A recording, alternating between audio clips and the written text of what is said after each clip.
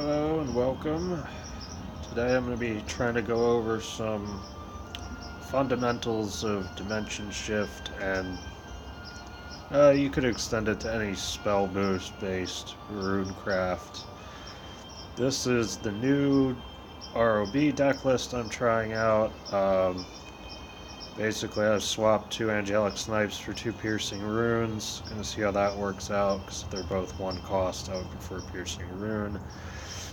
And Daria is basically only in the deck to be extra Flame Destroyers that you can only play after you've um, played the requisite number of D shifts um, and Flame Destroyers, obviously, to accomplish killing your opponent. Pretty standard: 3 Insights, 3 Levies, 3 Magic Missiles, 3 Kaleidoscopes, 3 Sorceries. I run 2 Fire Chains for the aggro meta, 3 Fate's Hand, 3 Flames, 3 D Shifts, 2 Merlins, an Ice Form, 3 Wind Blasts, and 2 Conjure Golems. So D Shift's not particularly great in the current meta, just because of how aggro it is. And so, for example, you don't have any healing, you don't really have any wards, so it's really hard to stop aggro forest. Aggro forest in particular is a tough matchup because you can't deal with big ancient elves easily. I don't run Fiery Embrace without a huge wind blast. I'm talking about early in the game. And you also can't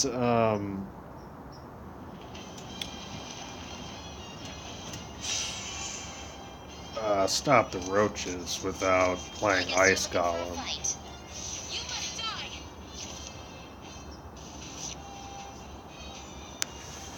So the mulligan's important. Kaleidoscopic Glow against classes that play 1 and 2 drops is fantastic. You do not want to keep Wind Blast. I could consider keeping Piercing Runes, since I'm probably going to evolve something on 4. I'm not entirely, but I'd rather look for D shifts and more draw.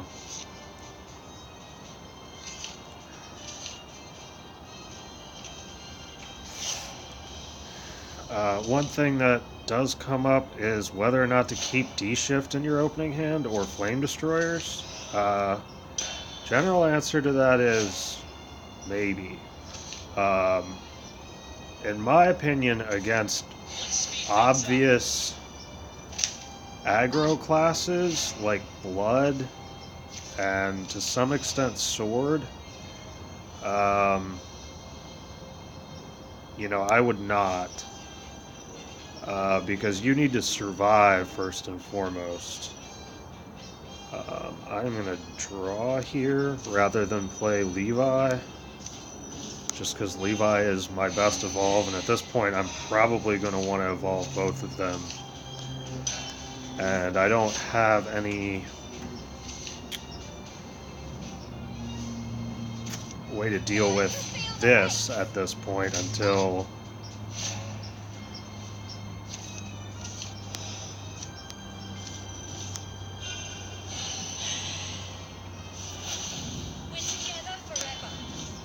not afraid to use that. Again, I have 2 Levis, so next turn we're going to Levi evolve, probably Piercing Rune, and swing with Levi.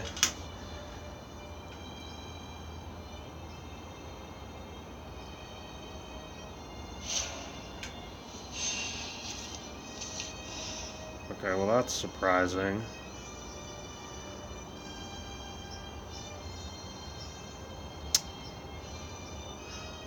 We'll just go ahead and draw with Fate's Hand.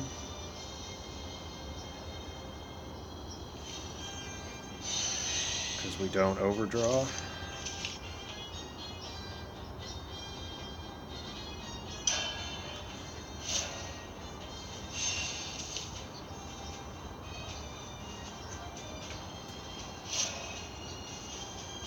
So he's trying to take the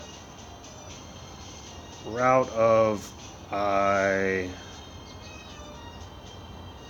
am just not going to play anything and hope that you can't spell boost your shit.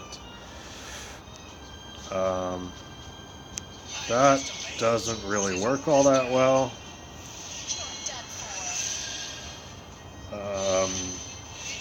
Because I am still going to spell boost shit.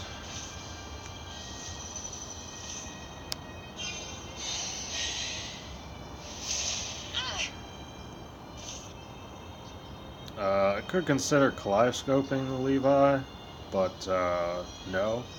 Also, we don't face hand, because then we would overdraw.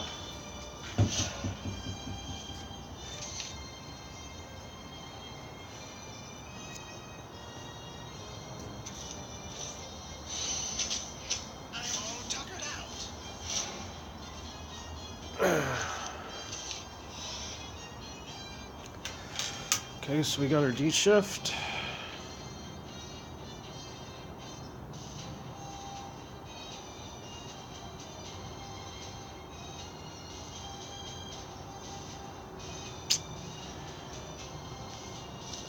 And we'll just make the same play.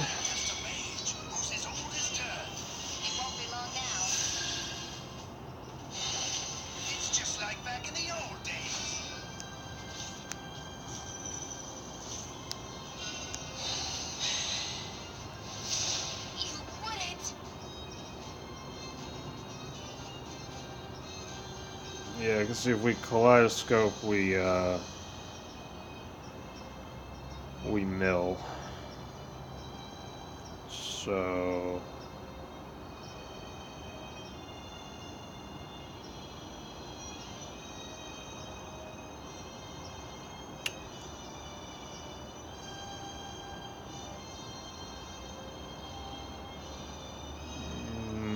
yeah, I think we just pass.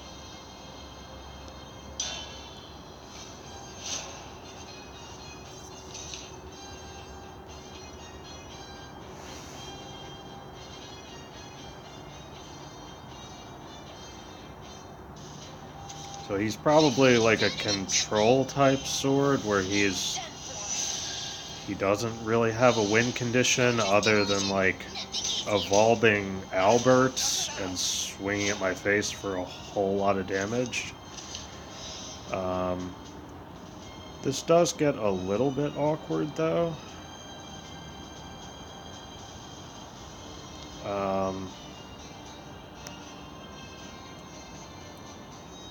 Because we only have the one D shift.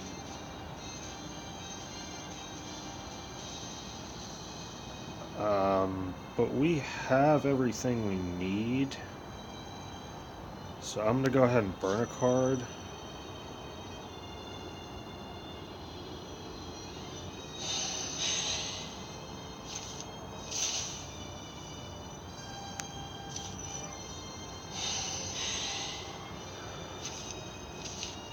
Oh, I got another D shift. Okay.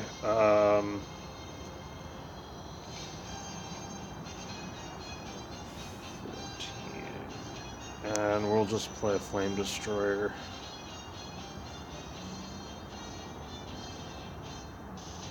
Just so we don't mill, I believe.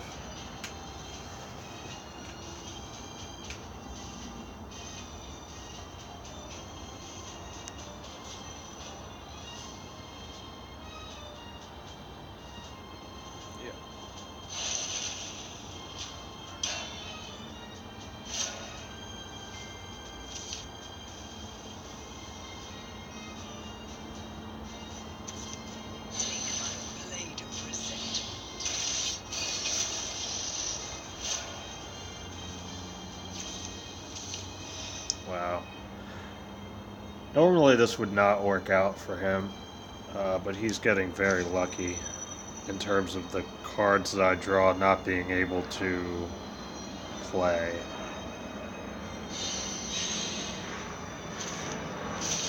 And there we go with the Angelic Snipe.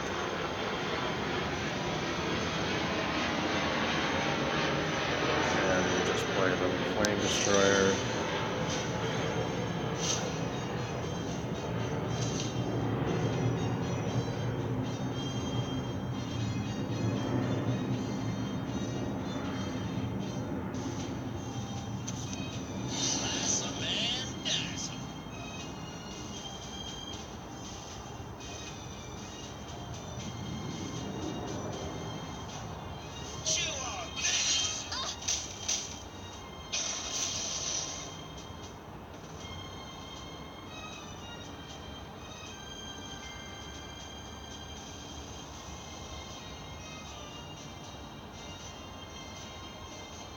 he knew what my hand was, he would definitely evolve and go face, but he doesn't. So we're going to Magic Missile face because we can Piercing Rune the 3-1, and we need to.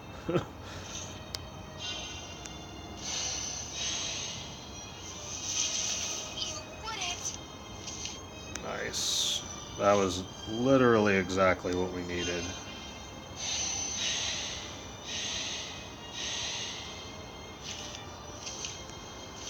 That too.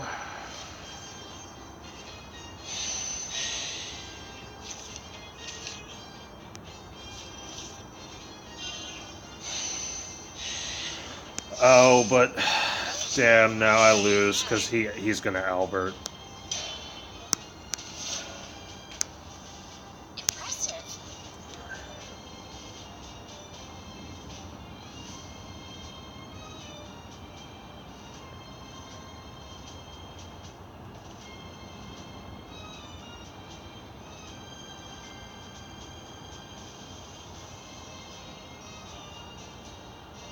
Come on.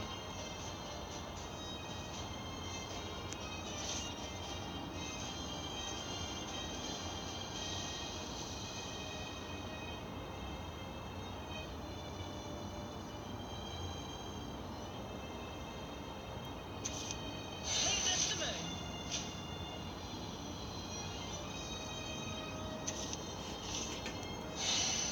You're safe with me, Captain. Oh, well, if he doesn't have Albert, then he loses. Yeah, and you've had that Quick Blader in your hand for literally ever. And this is GG.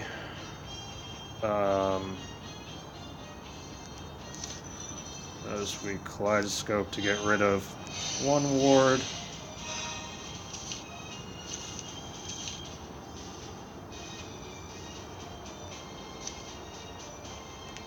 We don't actually need to Wind Blast, but let's say we did. We would Insight.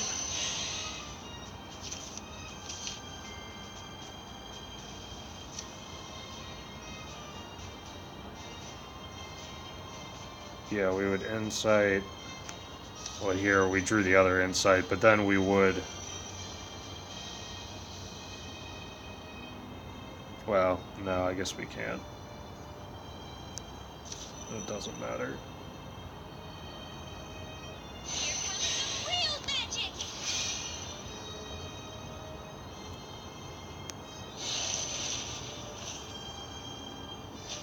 With a bang and a boom. You'll notice the D-shifts were 10 mana, so, oh, Jesus, hurry up. The D-shifts were 10 mana, so even just playing the... You'll all be swept away. I'll blow you to bits. I should have foreseen this.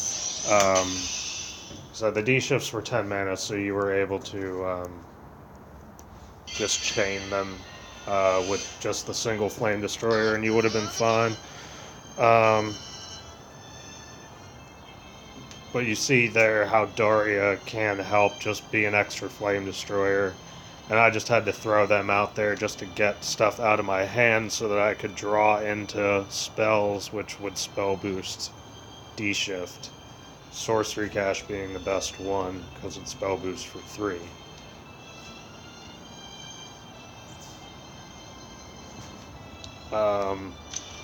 So that was a really awkward game to show. That doesn't happen very often. So some of the tips I was gonna try to say that you can't really see in person, like didn't get to see there, is when your hand consists of stuff like Insight and other cards, you always want to draw first before you play your other spells, and draw with the lowest cost cards and cards that cost the most. So for example, you have a 0-cost Fate's Hand and an Insight. You play the Fate's Hand first because you draw 2 cards, then you Insight, so you spell boost those two cards, you know, if they can be spell boosted first before you play the Insight.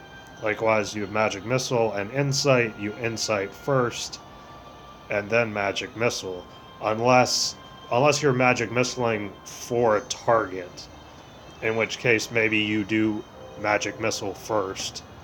But like, you know, maybe you have an Angelic Snipe in your hand or a Wind Blast, and you Insight, and you draw, you know, a 1-cost spell or something that can boost the Wind Blast to where you need it to be. You draw first. Like a spell like Conjure Golem, on a turn that you play it, should be played last, unless you're playing it to spell boost like Fate's Hand to get it lower to draw down on the same turn. Sorcery Cache, in general, always Sorcery Cache the lowest cost D-Shift in your hand, because to go off, you just need to play one D-Shift. You don't need to play, because usually what will happen is you need to play D-Shift and all your creatures, or most of your creatures, in one turn. To do that, you need the most mana. And so you need D-Shift the lowest possible cost. You know, and if you, let's say you're going off on turn 8, remember if you take another turn, now you have 9 mana. So that next D-Shift, you can think of it as already being spell boosted for 1 by just getting the extra turn, mana-wise. Obviously, that doesn't apply if you're already at 10 mana. Sometimes in the early game, especially if you don't have D-Shift in your hand, Fire Chain is what you want to spell boost if you have a choice with Sorcery Cache. And Fire Chain is your last resort in general. You would want to play Fire Chain as the last spell. Like, you would want to use, in general, most of your other removal first, then play Fire Chain last, because as you continually spell boost it, it can take out larger and larger and larger boards, and it's your general hope is that not only playing all of your spells, you will get to cycle faster, and then they think that you're out of removal,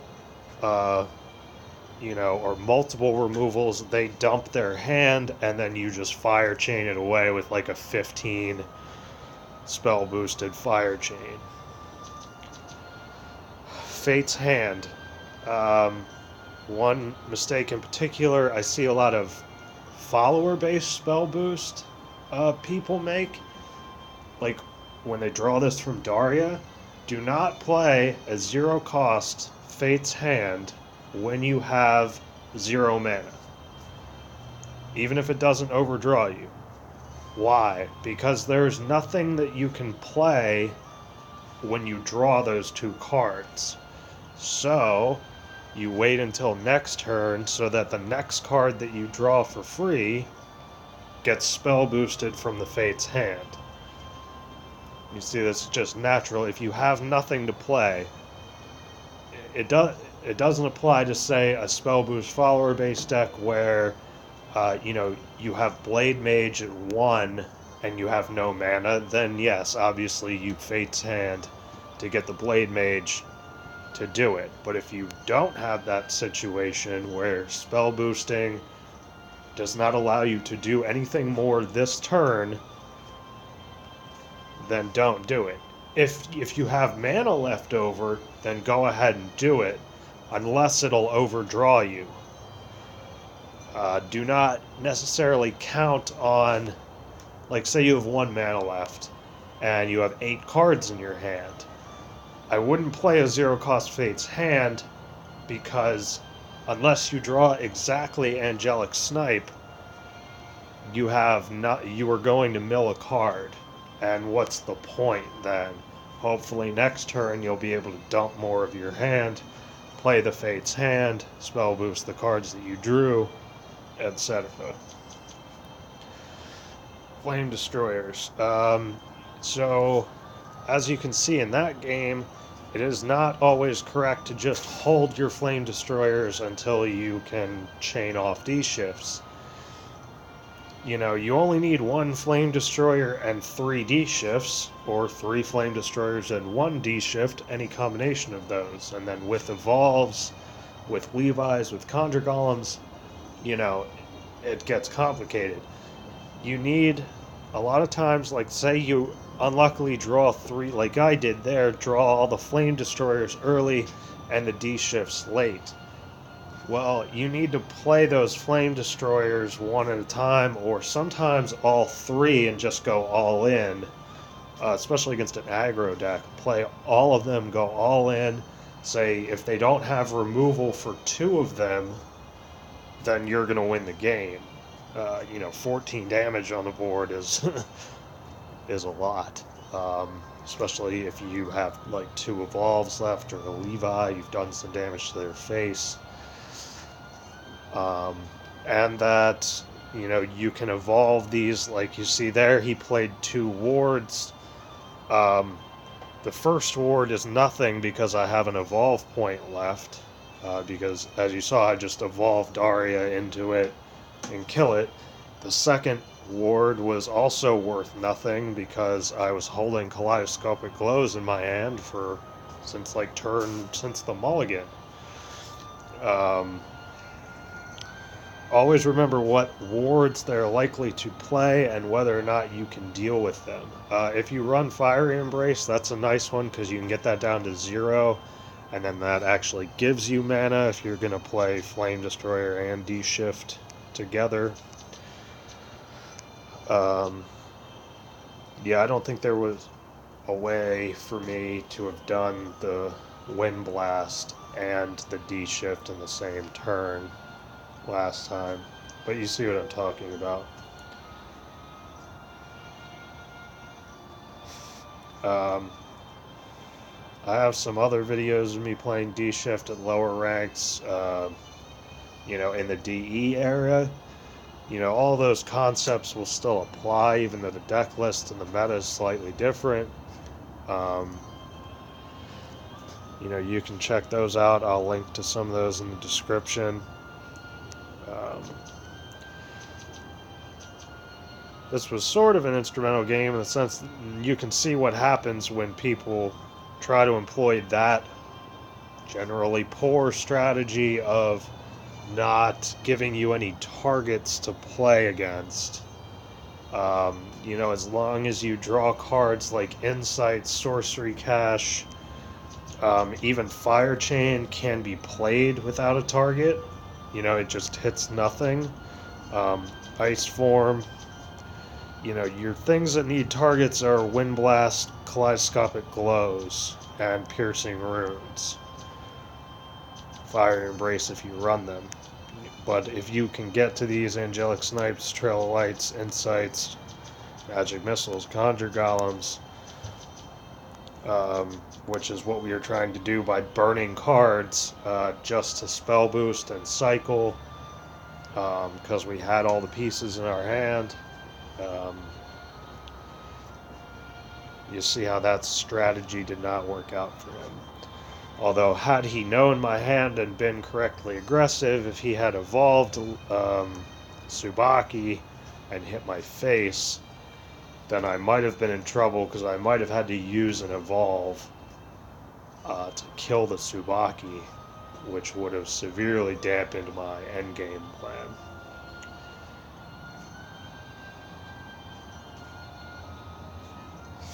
That might not happen at Master Rank. But then again, I doubt that strategy would be employed at Master Rank because people have tried that and it doesn't work. But it can be frustrating to play against, so you see what happens there and how to go about somebody employing that strategy. Or sometimes that naturally happens against another control deck. Thanks for watching. Like I said, I will link some more videos in the description, and I'll probably play some more D-Shift in the coming days and link those as well, trying to show you some in-game versions of all these little things that I just talked about. I mean, you can see it, but you can hear me talk about it, but actually seeing it in practice will show you how to better demonstrate how to go about playing this complex deck. Thanks for watching. Hit like if you did, and subscribe if you like. Thanks, bye.